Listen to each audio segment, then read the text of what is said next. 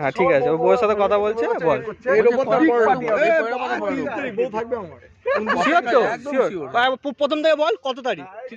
এই রোববার তার পরের রোববার। এই রোববার পরের রোববার কি?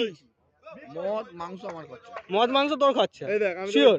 এই মাঠেই, এই মিশন মাঠেই? মাঠে না, মাঠেই হবে আবার কোথাও? মাঠেই হবে।